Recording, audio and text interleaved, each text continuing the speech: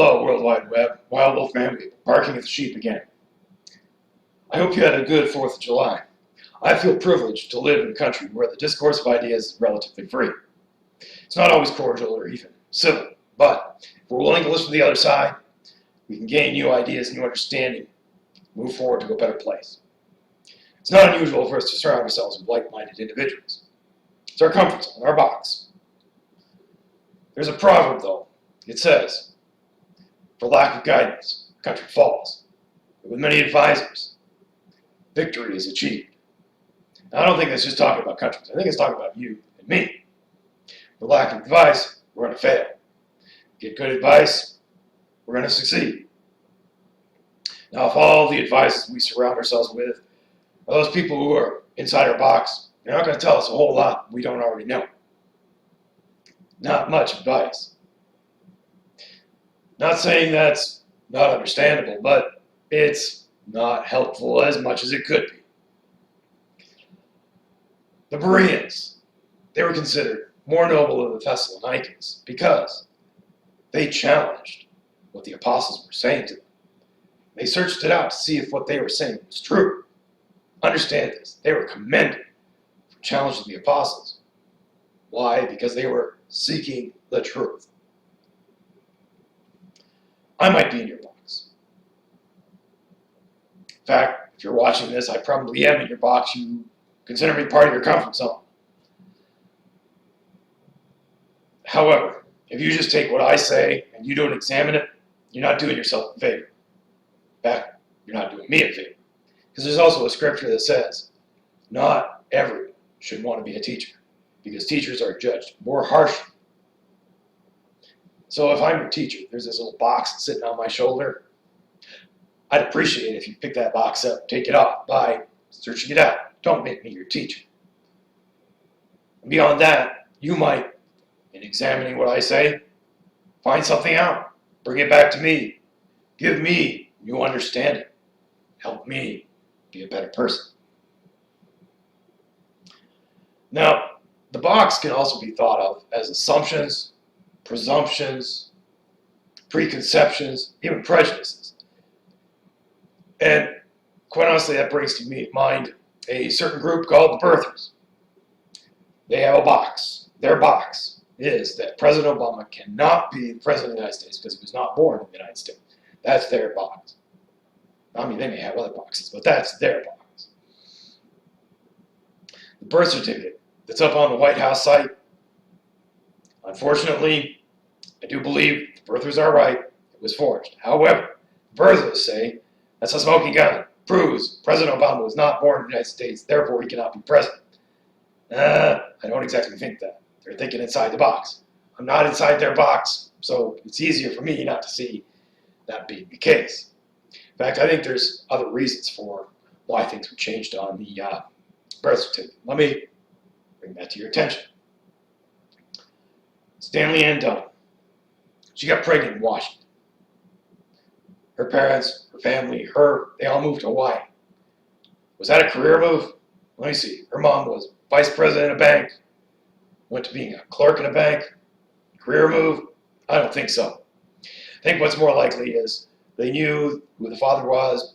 They knew this child was going to be mixed racial heritage.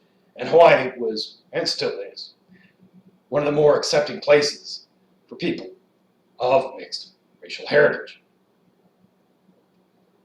I think what the truth is, what was hidden on that document, was who the real biological father was.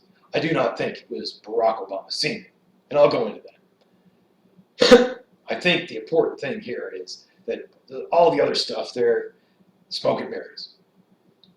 There's other stuff that may have been changed. Not really relevant. What's relevant is why it was changed. I think it was a national security issue. If Barack Obama Sr. was not Barack Obama Jr.'s father, that makes Barack Obama Jr. illegitimate in the eyes of many people out there. A lot of world leaders, third world countries, Arab nations. Barack Obama Sr. is not his father. Suddenly, he's not legitimate, not worth listening to. That is a national security issue. So if I was the person who was changing that document, And I was told by somebody, this is a national security issue. You can't tell anyone. Trust me, I believe they were telling the truth. Here's the joke, though. If I can figure this out, all these other world leaders, they have advisors. In fact, they're called analysts. They're a lot smarter than me. If I can figure this out, I'm pretty sure they can figure it out. Now, it doesn't matter who the father really is. No, the fact of the matter is them figuring out Barack Obama Sr. is not the real father. That's the only thing they're going to care about. And the joke is really on those who are trying to hide this fact, because it's like the emperor's new clothes. Everybody's saying, oh, the emperor's got new clothes, the emperor's got new clothes, until one person says, he's naked. And then, oh, he's out there in his all in all for everybody to see, point at him and laugh. Not much of a secret. The reason I say Barack Obama Sr. was not Barack Obama Jr.'s father is because Barack Obama Jr. went to Harvard. And in Harvard, he was considered African American. Now, admittedly, Barack Obama Sr. did have enough blood, by the standards, to be considered African American. He also could have been considered Arab American. Not everybody who comes from Africa is African. Not everybody who comes from North America is American. You can come from North America, you can be Canadian. You can come from North America, you can be Mexican. And you're not American. In fact, some of those people, you call them Americans, they're Mexican. Oh, they're going to be insulted. Not all of them, but some of them will be. Now, more likely than not, if you're from Canada and you're called American, a lot more of them probably consider that insulting.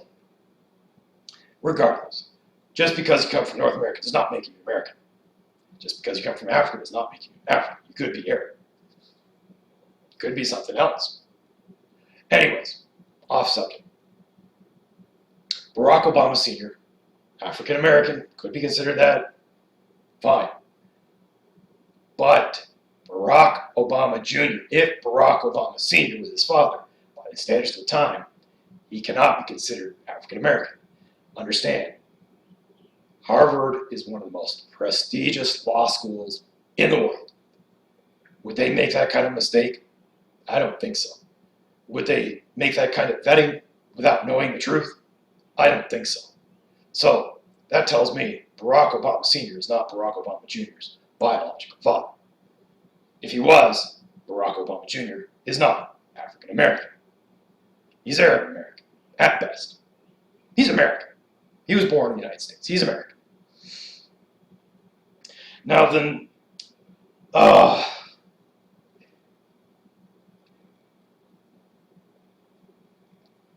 losing track of my thoughts here, trying to keep going. I actually got some notes down here, that's what I'm looking at.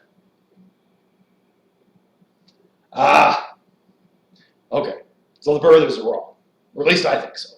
Maybe they're right, but I don't think so. The thing is when you're inside the box, what you need to do is you need to reach outside the box, bring ideas in, look at it. It's a bunch of crap, throw it away. You know, if you're reaching outside the box, a lot of the stuff you're going to bring in, you're going to think it's crap. That's, in fact, if you're getting advice from all over the place, trust me, you're going to get a lot of crap. Examine it. Crap, throw it away. Good, incorporate it. It's really what we need to do.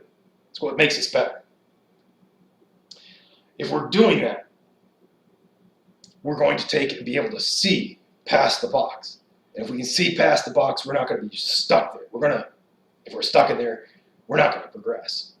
If we're stuck in the box, we're not going to progress. But if we can see past it, we can get past it. We'll all be better people. Anyways, that pretty much covers what I wanted to talk about.